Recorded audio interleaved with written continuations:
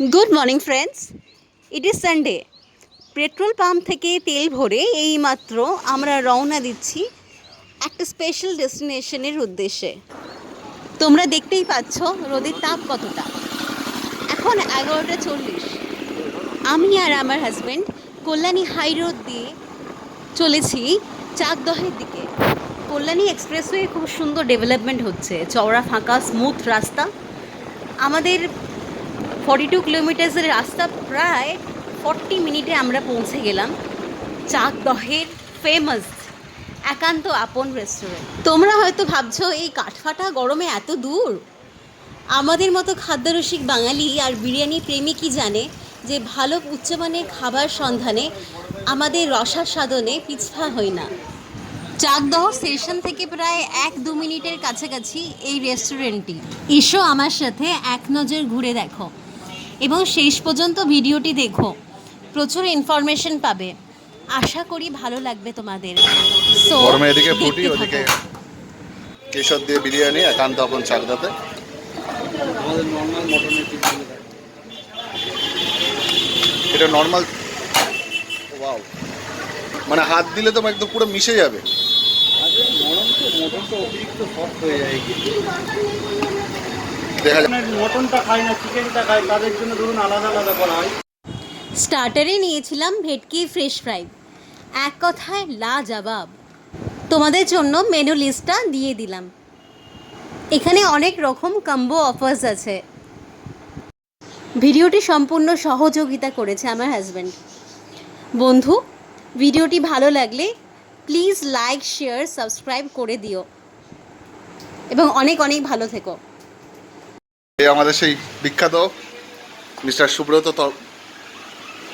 বাবু, তালুকদার বাবু, তরফদার বাবু একই হয়ে যাচ্ছে আমাদের সাথে। আমরা অনেক কষ্ট করে এলাম দাদার সাথে দেখা করার জন্য, দাদাকে ফোন করা হয়ে গেল। অনেক খুশি হয়েছি আমরা, কারণ আপনি যেভাবে লোকের সাথে মানে দেখান চাকদা একান্ত আপন।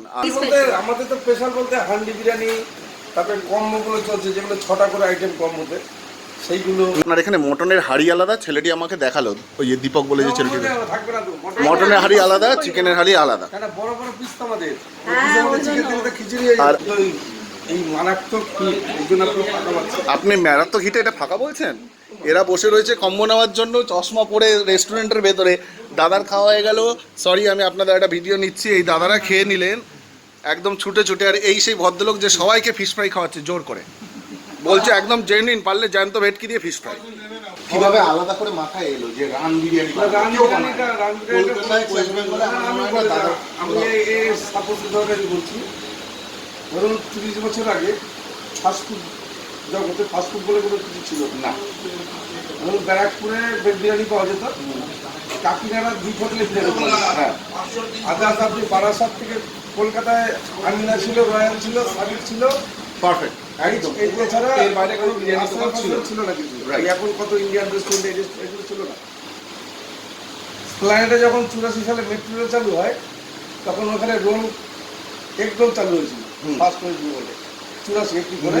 তখন মেট্রো ছিল কাটা কলকাতা, কালীঘাট থেকে প্ল্যানেট, এদিকে দমদম থেকে শ্যামবাজার। আচ্ছা, তারপরে তো শোভাবাজার জুড়লো 2095, 96, 97 তো পুরো মেট্রো সম্প্রসারণ হলো, মানে কালীগঞ্জ থেকে দমদম। তার আগে কিন্তু 3টে ভাগে মেট্রো ছিল।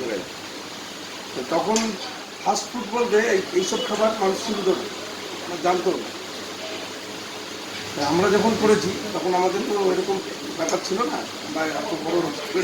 কজন মিলে শুরু করেছেন? আপনি? আমি একা, আমার বাড়ির লোক। আমি, আপনার বাড়ি? আমার মা ছিল, বাবা ছিল। এখন তারা তখন 95+ বয়স। এখন আছেন? তখন আমাদের তো এই দোকান ছিল না, আমাদের খালাগাড়ি ছিল। বাহ, সেখান থেকে আপনি এখানে এসেছেন। এটা কিন্তু একটা মানে বড় অ্যাচিভমেন্ট। মানে সিল ছাড়া তেল বলেন বা মশলা বলেন, তার জিনিস ভালো হবে, সিল প্যাকিং হতে হবে, বা রেপুটেড ব্র্যান্ড। যেমন আমাদের মানে কোয়ালিটিটা ফুল মেইনটেইন। আমি বলে না, বড় রেস্টুরেন্ট সবাই করে। আমি একা কেন, যারা বড় রেস্টুরেন্ট তারা ওই ব্র্যান্ডকে রাখতেই হবে। ধরুন এভারেস্টের লঙ্কার গুঁড়ো, এটা হচ্ছে সব থেকে এনডিএসের থেকে। একদম। এভারেস্টের জাফরান, আমাদের ইন্ডিয়াতে পাওয়া। মানে আপনারা বেস্ট কোয়ালিটির আমি বলে না, এটা সারা ওয়েস্ট বেঙ্গলে যত বড় রেপুটেড দোকান আছে তারা বেস্ট কোয়ালিটির জিনিসই ব্যবহার করে। আর একটা 100 টাকা কেজি ঘি নিশ্চয়ই 1.5 কেজি হাঁড়িতে কেউ দিতে পারবে না। আমুল বাটারের কেজি কত? প্রায় 570-80 টাকা। সে আমুল বাটার দেওয়া হচ্ছে 500 টাকা। পেঁয়াজ দেওয়া হয় আমাদের পার হাঁড়িতে 8 কেজি করে, সব জায়গায় পেঁয়াজ দেয় 500 টাকা। আমাদের কালার ব্যবহার হয়নি, পুরোটা কালারটা আমি দেখেছি একদম, কারণ আমি নেই, কালার নেই, একদম পিওরলি কেসার দেওয়া, আর কেসারের সঙ্গে দুধ মেলানো আছে। দুধ তো থাকবেই। হ্যাঁ, কেসারের দুধের কালারটাই হয়েছে, কোনো আলাদা করে দীপকবাবু বলেন কোনো না না নেই নেই, কোনো সুগন্ধ ন্যাচারালি। এক দুই যে আপনি সেন্ট ধরুন, যখন বিরিয়ানি এসেছিল সারা ভারতবর্ষে, বিরিয়ানিতে সেন্ট ব্যবহার হতো না, মিঠা আছে, গোলাপ জল, গরম জল এগুলো আসতো না। বাটার ঘিয়ের উপরে বিরিয়ানিটা তৈরি হতো। তো সেই কস্টকে কমানোর জন্য ডালটা বেড়ে দিচ্ছে গাদা গাদা ডালটা, মটনের জায়গায় ছাগল। আমি 88% দোকান ধরুন ছাগল একদম। এখন আমি নাহলে খাবে কি করে? একটা দেখুন টাকা যে মটন বিল আমাদের মতো বিল করা হয়েছে 850 টাকা মটনের বিল আমরা কিনি।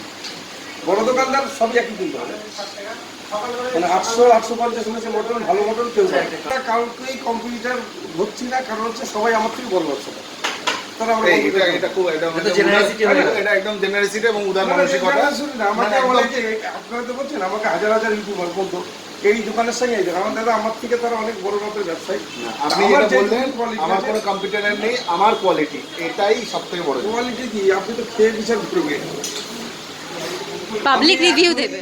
এই মুহূর্তে আপনি ফিশ ফ্রাইটা যদি খেয়ে থাকেন, আমার মনে হয় খাননি।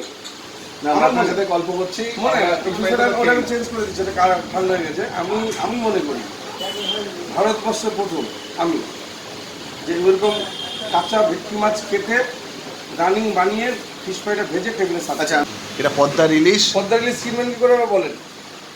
বলে দিন, আপনি বলেন। এই দেখেন মুখটা দেখেন পুরো সুচলো, আর এই চওড়াটা দেখেন একটু দূর থেকে। আমাদের চকচক করছে। ইন্ডিয়ায় জিনিস হয় এগুলো ছোট। এই এই এই ভেটকিগুলো দিয়ে আপনার আমাদের ভেটকি ফ্রাই ফিশ ফ্রাই খাওয়াচ্ছেন এই ভেটকিগুলো দিয়ে? ছোট সাইজ থেকে চাকদা কান্দা বলে বিরিয়ানি খেতে আসতে পারে। চাকদা 10-15 কিলোমিটার, 50 কিলোমিটার তো কাছে। দাদা, আমরা শ্যামনগর থেকে এসেছি, তো শ্যামনগরের অনেক লোক। মহান, আমরা তো বলে দিচ্ছি প্রচুর ভিডিও শ্যামনগরে আছে, ছোট ছোট বাচ্চাদের আমার সাথে নাচ করছে। হ্যাঁ, অনেক পরিবার তারা ছেলে মেয়েদের দাবি দূরে করে শ্যামনগর থেকে আসবেন, অনেক ভিডিওতে দেখবেন এবং ছোট ছোট বাচ্চারা আমার সঙ্গে খেলা করছে, নাচ করছে, আর বারে বারে শুনে দেখে বলছে এটাই একান্তবন, এটাই চাকদা। এটাই এক্সক্লুসিভ ইন্টারভিউ সুব্রত বাবুর তরফ থেকে। ধন্যবাদ সুব্রতদা, তারা ভালো থাকবেন। এটা আসছে রান বিরিয়ানি, এরমভাবে আসে, আপনাদেরকে দেখানো হোক। ডাক্তারবাবু রান বিরিয়ানিটা নিয়ে বেরোচ্ছেন। এই ডাক্তারবাবুই পুরো দেখলেন ব্যাপারটা।